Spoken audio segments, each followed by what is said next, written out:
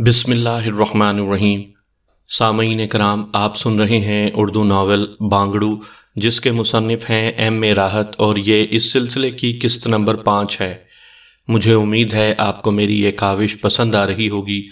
آپ نے اگر ابھی تک میرا چینل کہانی گھر سبسکرائب نہیں کیا تو ابھی میرے چینل کو سبسکرائب کر کے بیل نوٹیفیکیشن آن کر لیجئے تاکہ آنے والی ہر نئی کہانی کی اطلاع بروقت آپ تک پہنچ سکے۔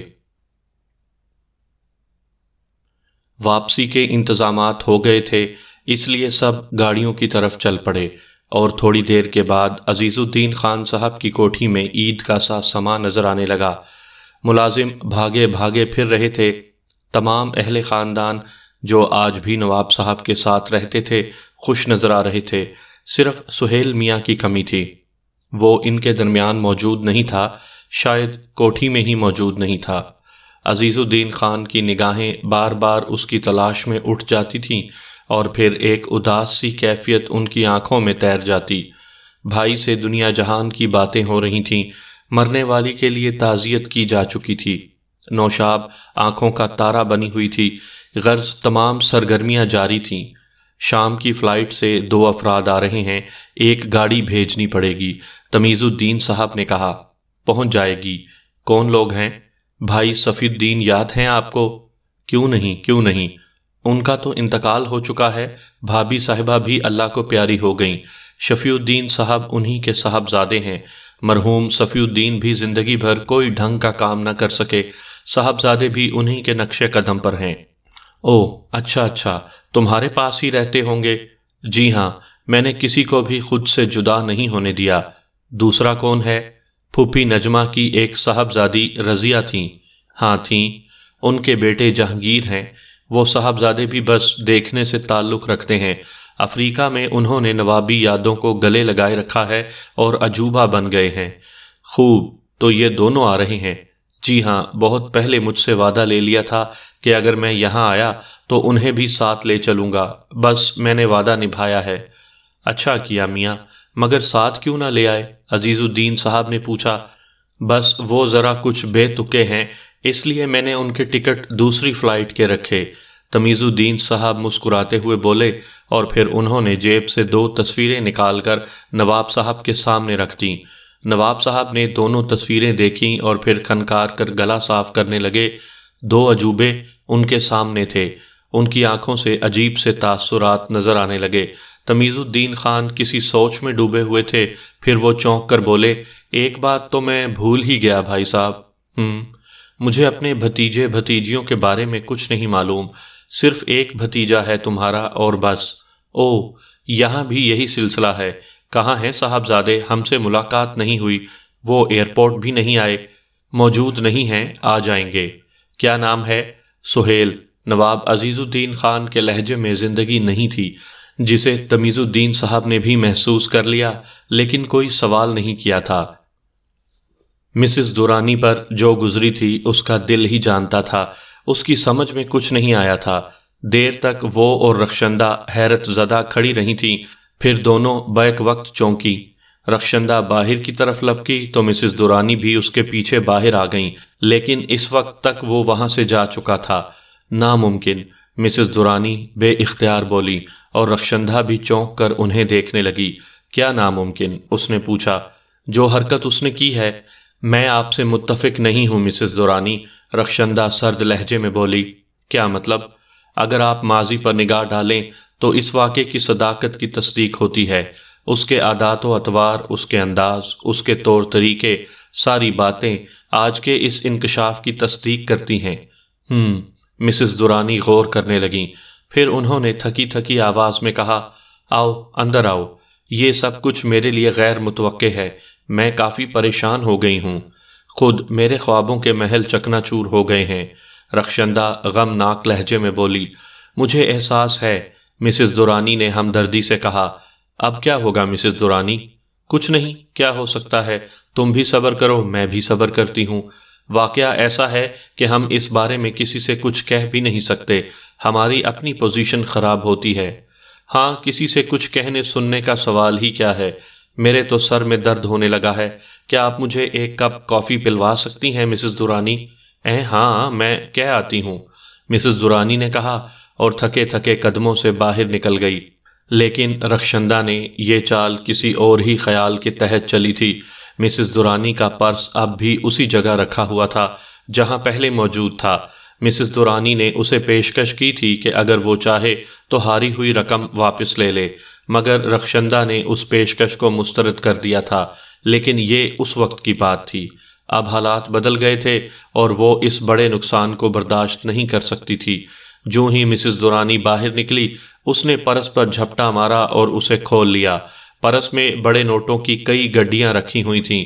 اس نے 55,600 روپے گن کر نکالے اور انہیں اپنے پرس میں منتقل کر کے مسز درانی کا پرس واپس اس کی جگہ پر رکھا۔ تھوڑی دیر کے بعد مسز درانی واپس آ گئیں۔ اندر آ کر وہ اداس سی بیٹھ گئیں اور پھر دونوں سہیل کے بارے میں گفتگو کرتی رہیں۔ اس دوران کافی بھی آ گئی اور پھر کافی کے بعد رخشندہ اپنی جگہ سے اٹھ گئی۔ اجازت دیں مسز درانی۔ سوری رخشندہ، میرے جذبات اس وقت تم سے مختلف نہیں ہیں۔ میں حیران بھی ہوں اور رنجیدہ بھی۔ پھر ملاقات ہوگی، مسز درانی نے کہا اور رخشندہ باہر نکل گئی۔ مسز درانی گہری سانس لے کر صوفے پر دراز ہو گئی تھیں۔ جو کچھ ہوا غیر متوقع تھا۔ حالات اتنے مضحکہ خیز تھے کہ بے اختیار کہہ لگانے کو دل چاہتا تھا۔ مسز درانی اس قسم کی عورت نہیں تھی کہ کسی خاص شخصیت کے لیے افسردہ ہو جائے، لیکن بس اس کا پلان فیل ہو گیا تھا۔ اس نے اس نئے پروگرام پر کافی وقت بھی ضائع کیا تھا۔ اسے بس اپنے انتخاب پر افسوس ہو رہا تھا۔ اس احمق نوجوان کی شخصیت کا یہ پہلو کبھی اس کے ذہن میں نہیں آیا تھا۔ سوچتے سوچتے وہ ہنس پڑی۔ رخشندہ بیگم اپنی زندگی کے اس انوکھے واقعے کو پوری زندگی فراموش نہیں کر سکیں گی۔ عاشق مزاج خاتون بیچاری اچھی خاصی رقم اس چکر میں ہار گئی، لیکن تقدیر کی اچھی تھی، اس کے بعد کی مصیبتوں سے بچ گئی۔ مسز درانی کا ماضی نامعلوم تھا۔ وہ اعلیٰ حلقوں میں اچانک متعارف ہوئی تھی۔ اعلیٰ طرز زندگی، خوبصورت کوٹھی، خوبصورت کار نے اسے اعلیٰ حلقوں میں اجنبی نہیں رہنے دیا۔ البتہ کسی نے مسٹر درانی کے بارے میں جاننے کی ضرورت محسوس نہیں کی تھی۔ مسٹر درانی نام کی ایک ڈمی ضرور موجود تھی جو کسی طور مسز درانی کی سطح کی شخصیت نہیں معلوم ہوتی تھی، لیکن بہرحال اسے مسز درانی تسلیم کر لیا گیا تھا۔ اصل شخصیت تو مسز درانی کی تھی، اور مسز درانی کی اصل شخصیت کیا تھی یہ اس شہر کے چند لوگوں کو ہی معلوم تھا۔ وہ ایک خطرناک بلیک میلر تھی۔ اعلیٰ حلقوں کی چند کمزور دل خواتین اس کے شکنجے میں جکڑی ہوئی تھیں، اور انہیں پھانسنے کے لیے اس نے زبردست ہتھ کنڈے استعمال کیے تھے۔ یہ خواتین بعض ایسی کمزوریوں کا شکار تھیں جو منظر عام پر آ جائیں تو ان کی زندگی، خاندان اور مستقبل تباہ ہو جاتا، اور ان تینوں چیزوں کو تباہی سے بچانے کے لیے وہ مسز درانی کو موٹی موٹی رقمیں ادا کرتی تھیں۔ مسز درانی کا نیا شکار رخشندہ تھی۔ بات دراصل دیکھنے والے کی آنکھ تھی۔ سہیل چند بار کلب آیا تو مسز درانی نے محسوس کیا کہ وہ بے شمار دلوں کی دھڑکن بن سکتا ہے۔ اپنی خصوصی صلاحیتوں اور پہچاننے والی فنکارانہ نگاہوں سے انہوں نے سہیل کے بارے میں اندازہ لگا لیا کہ وہ کس قسم کا نوجوان ہے، اور انہوں نے سہیل پر چھاپا مار دیا۔ نتیجہ ان کی توقع کے خلاف نہ رہا۔ سہیل ان کے شکنجے میں آ گیا اور وہ انتظار کرنے لگیں کہ وہ اپنی اس ملکیت سے کیا فائدہ اٹھا سکتی ہیں۔ یہ مسئلہ بھی حل ہو گیا۔ رخشندہ ان کے پاس پہنچی اور انہوں نے فوری طور پر رخشندہ پر کام شروع کر دیا۔ یہ ان کی تکنیک تھی کہ انہوں نے حالات کا رخ بدل دیا اور ایک بہترین پروگرام پر عمل کرنے لگیں۔ آج کے اس پروگرام کے لیے انہوں نے پوری تیاریاں کر لی تھیں۔ بظاہر وہ خود بھی اس کھیل میں ملوث تھیں، لیکن در حقیقت کھیل دوسرا ہی تھا۔ آج کے اس سارے پروگرام کی فوٹوگرافی کا معقول بندوبست تھا، اور جو ہی کھیل شروع ہوتا کیمرے اپنا کام شروع کر دیتے۔ اس کے بعد رخشندہ کو وہ تصاویر ایک خط کے ساتھ ملتی اور بلیک میلر اس سے اپنا معاوضہ طے کر لیتا۔ رخشندہ دوڑی ہوئی ان کے پاس آتی اور مسز درانی شدید پریشانی کے عالم میں اس کا استقبال کرتی۔ اس کے کچھ بولنے سے قبل ہی مسز درانی اپنی تصاویر اس کے سامنے رکھ دیتی اور بلیک میلر کی کہانی اسے سنا دیتی۔ پھر دونوں ایک ہی کشتی کے سوار بن جاتے۔ مسز درانی اسے مشورہ دیتی کہ مستقبل ماں باپ اور خاندان کی عزت بچانے کے لیے یہی بہتر ہے کہ بلیک میلر کے مطالبے پورے کیے جاتے رہیں اور بس ایک نئی آمدنی شروع ہو جاتی۔ لیکن سارا پلان چوپٹ ہو گیا تھا۔ وہ کمبخت سہیل کی شخصیت کے اس پہلو پر وہ جوں جوں غور کرتی حیران ہو جاتی۔ اس سے قبل بھی وہ بارہا یہاں آیا تھا۔ اسے خود سے قریب کرنے کے لیے مسز درانی نے کافی محنت کی تھی، لیکن وہ سوچتے سوچتے دفعتاً وہ اچھل پڑی۔ سہیل شہر کی ایک بہت بڑی شخصیت کا بیٹا ہے۔ نواب عزیز الدین سند یافتہ دولت مندوں میں شمار ہوتے ہیں اور سہیل ان کا اکلوتا بیٹا ہے۔ یہ بات کسی سے بھی نہیں سنی گئی کہ اتنے بڑے آدمی کا بیٹا ہیجڑا ہے۔ کیا والدین بھی اس سے لا علم ہیں؟ یہ ناممکن ہے۔ ہاں، یہ ممکن ہے کہ اب تک انہوں نے نہایت صفائی سے یہ بات چھپائی ہو، اور اگر وہ اس راز کو دنیا سے پوشیدہ رکھنا چاہتے ہیں تو اس کے لیے انہیں ایک بھاری رقم ادا کرنا ہوگی۔ ویری گڈ، میں اپنی اتنی محنت کو یوں رائیگاں تو نہیں جانے دوں گی۔ مسز درانی کے چہرے کی افسردگی ختم ہو گئی۔ وہ مسرت بھرے انداز میں اٹھ گئیں اور پھر انہوں نے کسی کام سے اپنا پرس کھولا۔ دفعتاً انہیں احساس ہوا کہ کوئی گڑبڑ ہے اور انہوں نے اس گڑبڑ کی چھان بین شروع کر دی۔ فوراً ہی اندازہ ہو گیا کہ کیا گڑبڑ ہوئی ہے۔ واہ رخشندہ بی بی، گویا آپ خسارے سے نکل گئیں، لیکن یہ تو مناسب بات نہیں ہے کہ آپ کو اس پروگرام سے نہیں نکلنا چاہیے۔ ٹھیک ہے، آپ کے بارے میں نئے سرے سے سوچنا ہوگا۔ انہوں نے پرس بند کیا اور جھلاتی ہوئی باہر نکل گئیں۔ وہ تینوں حیران رہ گئے تھے۔ ماسٹر کو دیکھتے ہی ان کا دم نکل گیا تھا۔ یہ یقینی امر تھا کہ ماسٹر اب ان تینوں کو بدترین سزا دے گا، لیکن اس کے بعد جو حالات پیش آئے تھے انہوں نے ان کی عقل خبت کر دی تھی۔ نصیبوں کا نام اس شہر کے جرائم پیشہ افراد میں اجنبی نہیں تھا۔ گو اس نام کو منظر عام پر آئے زیادہ وقت نہیں گزرا تھا، لیکن آن کی آن میں اس کی دھاک بیٹھ گئی تھی۔ کئی مار کے ہو چکے تھے اور بڑے بڑے بدماش اپنی حیثیت کھو بیٹھے تھے، لیکن کوئی بھی یہ دعویٰ نہیں کر سکتا تھا کہ اس نے نصیبوں کو دیکھا تھا۔ بس وہ ایک نام تھا جو جرائم پیشہ افراد کے حلقے میں گردش کرنے لگا تھا، اور جس نے اس نام سے انحراف کیا اس کی شامت آ گئی۔ خود ماسٹر بہت خطرناک انسان تھا اور اپنے حلقے میں اس کی دھاک بندھی ہوئی تھی، لیکن ایک دن وہ بھی نصیبوں کو گالیاں دیتا ہوا پایا گیا۔ اس نے اپنے گروہ کے درمیان بیٹھ کر یہ عزم کیا تھا کہ وہ بہت جلد نصیبوں کی ناک کاٹ کر ان کے سامنے پیش کر دے گا، اور اس دعوے کے ٹھیک ایک ہفتے کے بعد ایک دن اس کے 3 آدمیوں نے اسے میونسپل کمیٹی کے ایک کچرا گھر میں سے نکالا تھا۔ اس کی گردن میں جوتوں کے ہار پڑے ہوئے تھے۔ وہ بے حد خوف زدہ تھا۔ اعتدال پر آنے میں اسے کئی دن لگ گئے، لیکن اس نے گروہ کے 8 افراد کے سامنے اعتراف کیا تھا کہ نصیبو بہت خطرناک ہے اور اب وہ اس سے انحراف نہ کرے گا۔ اس کے بعد اس نے نصیبوں کے لیے کام شروع کر دیا اور گروہ کے لوگوں کی حالت بدل گئی۔ پہلے وہ چھوٹے چھوٹے جرائم کرتے تھے اور خطرناک حالات سے 2-4 ہوتے ہوئے معمولی سی کمائی کر لیتے تھے، لیکن اس کے بعد وہ صرف عیش کرنے لگے۔ 2-4 بار ہی انہیں کچھ کاموں میں حصہ لینا پڑا تھا اور معاوضہ ان کے تصور سے باہر تھا۔ پھر وہ نصیبوں کی غلامی کیوں نہ پسند کرتے، لیکن یہ کسی کے وہم و گمان میں بھی نہیں تھا کہ نصیبوں کوئی ایسی عجیب و غریب چیز ہو سکتی ہے۔ عقل کام نہیں کرتی تھی۔ سب سے زیادہ شہباز کی حالت خراب تھی۔ اسے گزرا ہوا وقت یاد آ رہا تھا جب وہ اسے سڑک سے اپنی کار میں لے کر فلیٹ آیا تھا، اور بس تینوں کے چہرے اترے ہوئے تھے۔ اس کمرے سے نکل کر وہ دوسرے کمرے میں آ بیٹھے۔ میرے خیال میں ہم نے زندگی کی سب سے بڑی حماقت کی ہے، شوکت نے کہا۔ اس میں کوئی شک نہیں ہے، لیکن کسے معلوم تھا؟ روشن بولا۔ میں بس تمہاری دوستی میں ہی اس عذاب کا شکار ہوا ہوں۔ کاش میں ان معاملات میں ملوث نہ ہوتا۔ مجھے افسوس ہے شوکت، شہباز نے کہا۔ افسوس سے کوئی مسئلہ حل تو نہیں ہوتا۔ ابھی ماسٹر واپس آئے گا اور اس کے بعد مجھے یقین ہے کہ ماسٹر ہمیں معاف نہ کرے گا۔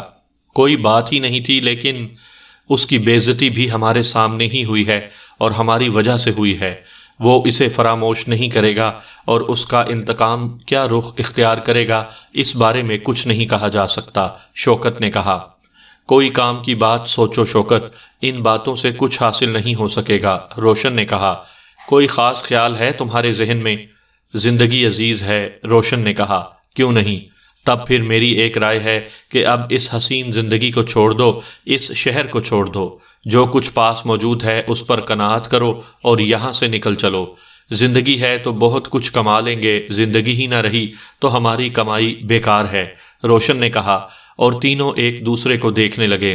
شہباز کی آنکھوں میں تعصب تھا اور پھر اس نے گردن جھکا کر کہا، میں اس بات کو کبھی فراموش نہ کر سکوں گا کہ یہ سب کچھ میری وجہ سے ہوا ہے۔ جو ہو چکا ہے اسے بھول جاؤ، جو ہونے والا ہے اس بارے میں سوچو۔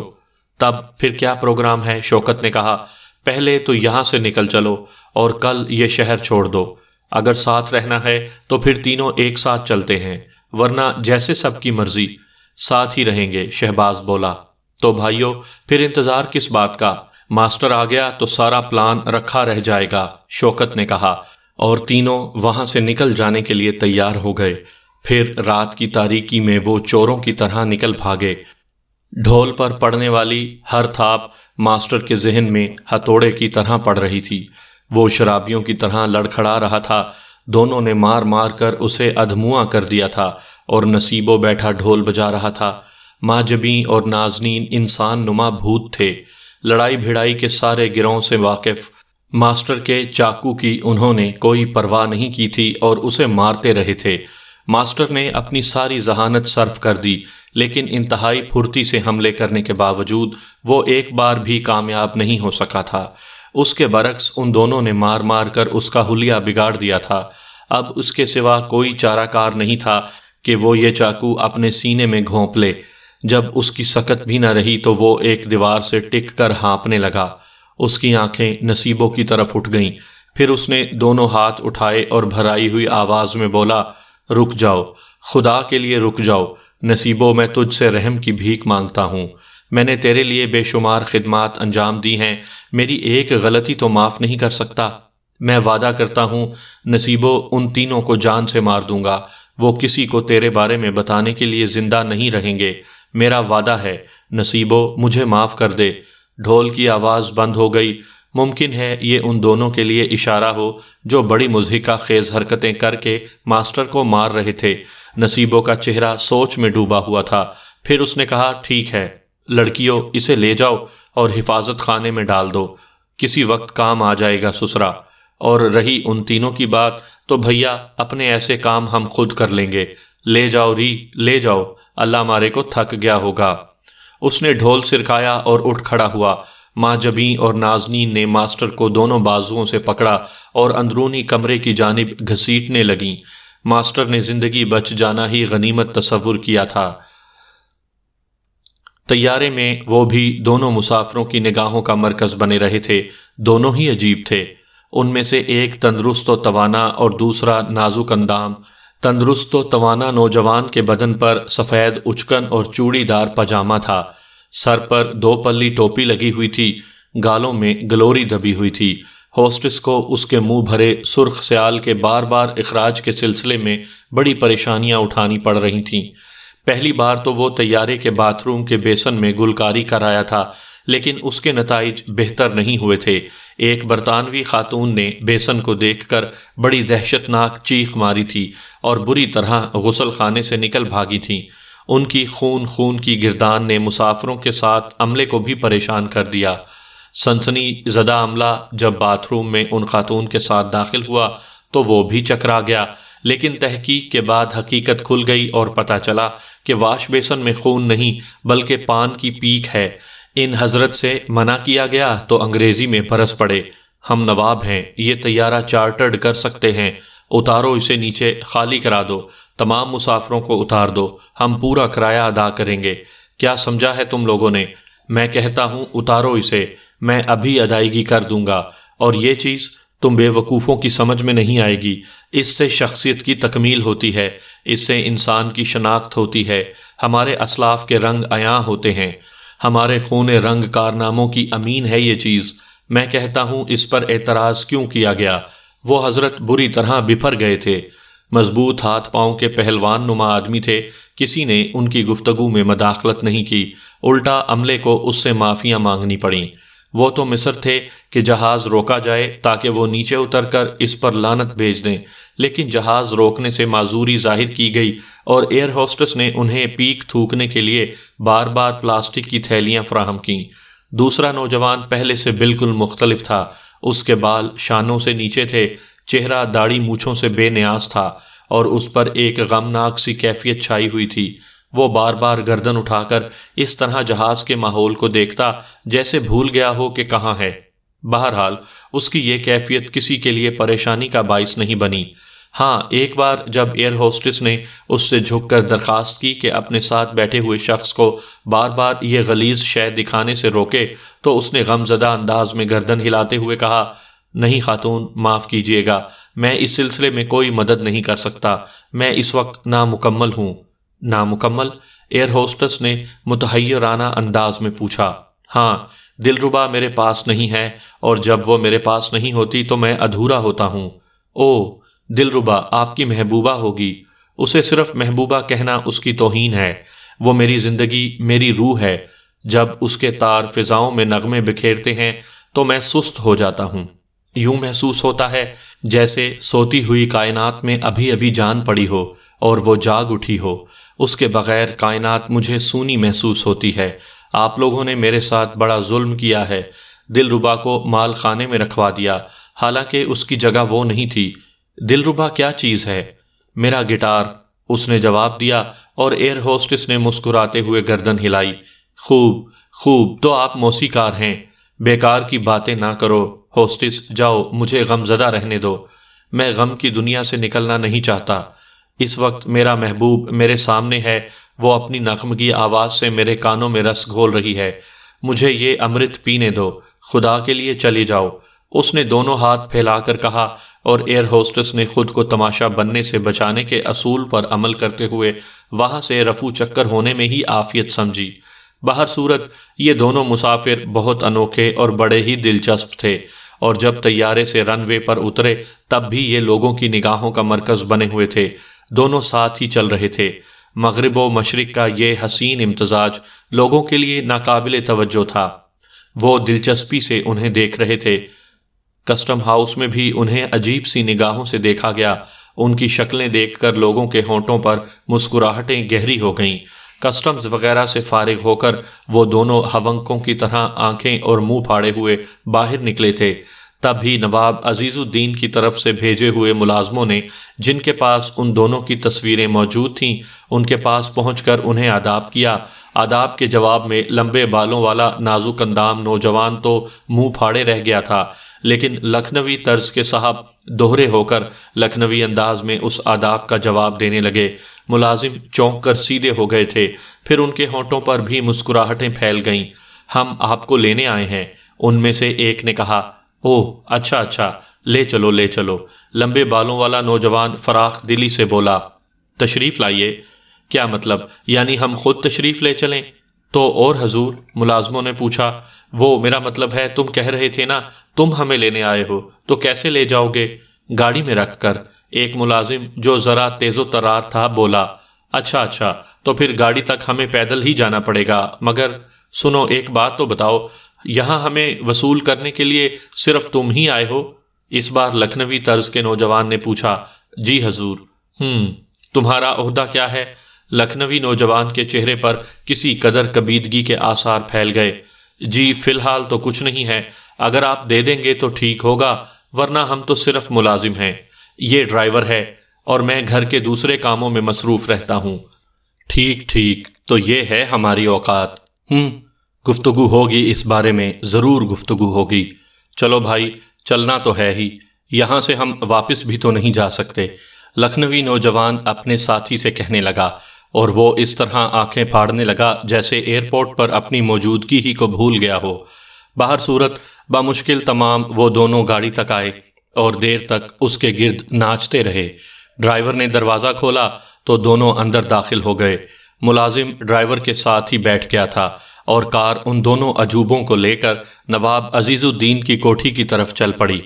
شام ہو چکی تھی اور کوٹھی کے خوبصورت لان پر نئے مہمانوں کی آمد کی خوشی میں شام کی چائے کا بندوبست کیا گیا تھا۔ عموماً اس کوٹھی میں ایسے ہنگامے اور چہل پہل کم ہی ہوا کرتی تھی، لیکن آج نواب عزیز الدین بہت خوش تھے۔ بھائی کے پاس سے ہٹنے کو جی ہی نہ چاہ رہا تھا، اور پھر نوشاب نے تو اور بھی حالات بدل دیے تھے۔ ایک انگریز ماں کی اولاد ہونے کے باوجود وہ مشرقی تھی۔ اسے دیکھ دیکھ کر یہاں سب ہی حیران تھے، اس کے گرد جھمگٹ لگ گیا تھا، اور نوشاب اتنے لوگوں کے درمیان ایسی لجائی ہوئی بیٹھی تھی جیسے نئی نویلی دلہن ہو۔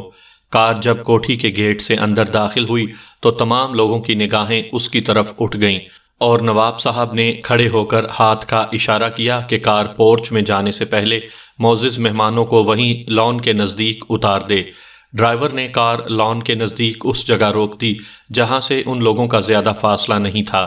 اندر بیٹھے ہوئے دونوں احمق اس طرح آنکھیں پھاڑ پھاڑ کر باہر جھانکنے لگے جیسے کسی چڑیا گھر میں آ گئے ہوں۔ ڈرائیور نے نیچے اتر کر دروازہ کھول دیا تھا، لیکن وہ دونوں باہر نہ نکلے۔ تبھی تمیز الدین کی دھاڑ سنائی دی، اندر کیا کر رہے ہو تم لوگ؟ باہر کیوں نہیں آتے؟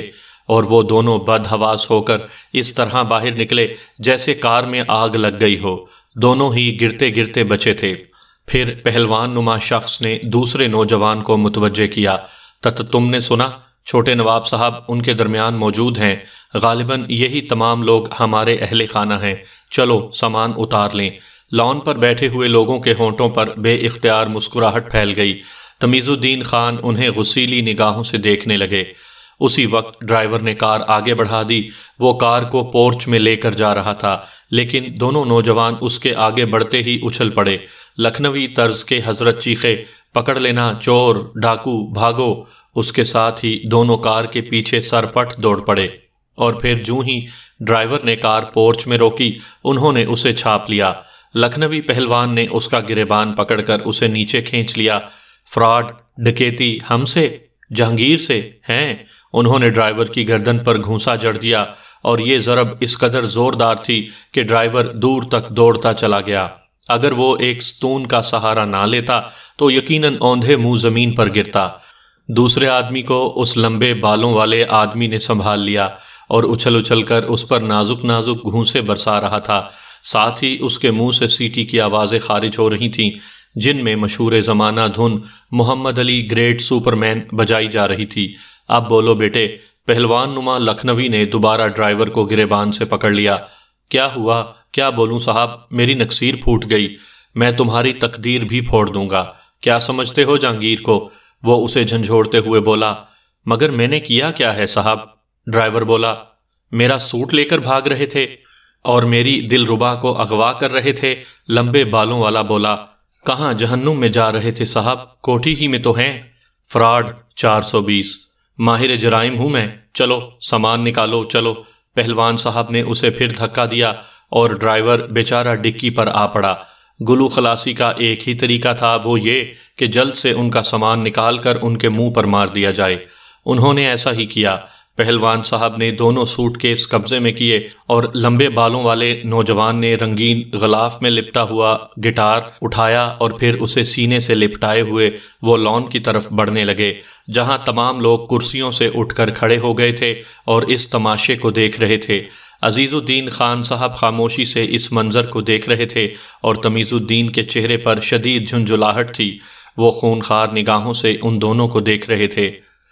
شیکی ڈیئر، لکھنوی پہلوان بولے۔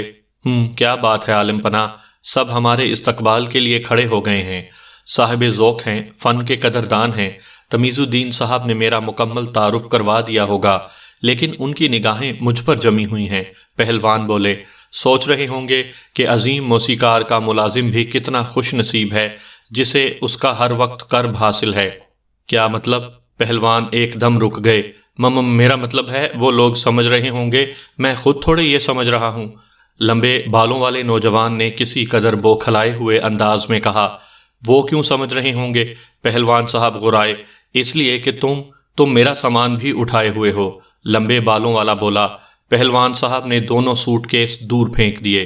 میں خود تھوڑی سوچ رہا ہوں یہ بات، میں تو ان لوگوں کی بات کر رہا ہوں جو ایک پسماندہ ملک کے پسماندہ شہری ہیں۔ وہ نہیں جانتے کہ شہنشاہ جہانگیر کس حیثیت کا مالک ہے۔ لمبے بالوں والے نوجوان نے معذرت آمیز انداز میں کہا۔ بکواس مت کرو، اپنا سوٹ کیس اٹھاؤ اور آگے بڑھو۔ مجھ سے نہیں اٹھے گا پیارے بھائی، دبلا پتلا نوجوان گڑ گڑاتے ہوئے بولا۔ نہیں اٹھے گا تو لائے کیوں تھے؟ تمہارے بھروسے پر لایا تھا، خدا کے لیے ان سب لوگوں کے سامنے میری بے عزتی نہ کرواؤ، اسے اٹھا کر لے چلو۔ لمبے بالوں والے نوجوان نے دونوں ہاتھ جوڑ دیے۔ پہلوان صاحب اکڑتے ہوئے آگے بڑھے اور دونوں سوٹ کیس اٹھا لیے۔ لان میں کھڑے ہوئے لوگوں کے حلق میں کہکہے مچل رہے تھے۔ جو کچھ دور سے دیکھا تھا وہی اتنا تھا کہ قریب آنے پر صحیح اندازہ لگایا جا سکتا تھا۔ البتہ تمیز الدین خان صاحب کے تن بدن میں آگ لگ گئی تھی۔ ان دونوں نے یہاں بھی انہیں تماشا بنا کر رکھ دیا تھا۔ بمشکل تمام وہ دونوں لان تک پہنچے۔ تمیز الدین آگے بڑھائے۔